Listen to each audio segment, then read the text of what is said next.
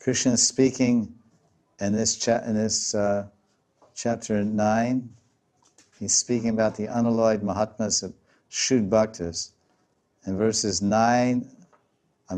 chapter 9, verse 13 and 14, and also 22, he's speaking directly about them. So we read this verse 13. That's the Mahatmanas Tamam Partha Daivim Prakriti Mashrita Bhajanti Ananya Manaso Gyatva Putaram Aviyam. Those great souls, Mahatmas, take refuge of Daivi Prakriti, spiritual energy, and they worship Krishna, Mamashrita, with undeviated minds. Ananya Manaso. Bhajan, Ananya Manaso. How do they do that? Because they know, Gyatva, that I am the origin, that all living entities, I am the source of everything, and I'm imperishable. Then 14 is, and so they worship him. He says, 13 says the great souls, they surrender to Krishna, they take shelter of Yoga Maya and the spiritual energy, and they fix their minds totally on Krishna, knowing they fully know his identity as the absolute truth. Well, how do they worship him? What's the primary way which Mahatmas worship Krishna? What's the best way to worship Krishna, the primary way? Then Krishna tells that in chapter 9, verse 14. Satatam kirtiyanta mam yatantascha drida vrata namasyantash tamam bhaktya nitya yukta upasate. So all these phrases are there.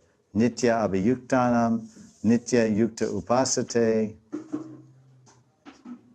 ananya manaso, bhajan ananya, bhajan ananya manaso.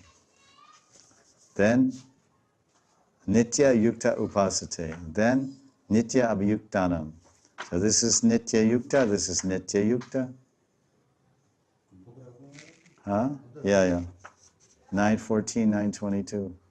So this is the qualities of the greatest devotees. So we're not on that level, but we try. I don't always chant about Krishna, Satatam Kirtiyantam Mam, but at least whenever I try, at least every day for 2 hours, I chant about Krishna, then here and there. Not Satatam, but Tam-da-tam, time-to-time, Tam-da-tam, time-to-time I chant about Krishna. So Satatam Kirtiyantam Mam. So that's why the commentary is saying here in 9:22 that verse 9:22, 9:13, 9:14, they're all describing the great devotees. And in between there's Swarga worshippers and Karma Kandis and Karma Yogas. So a little bit of mixture here in this Raja Vidya, Raja Guyam chapter. This is the yoga of hidden treasure. The yoga of hidden treasure, it says. Oh yeah, Rajaguya Yoga. Okay. That's why he says, nice translation. Yoga of hidden treasure. It's nice. Guya means hidden, and Raja is taken to mean treasure, the king, the treasure. The king means treasures.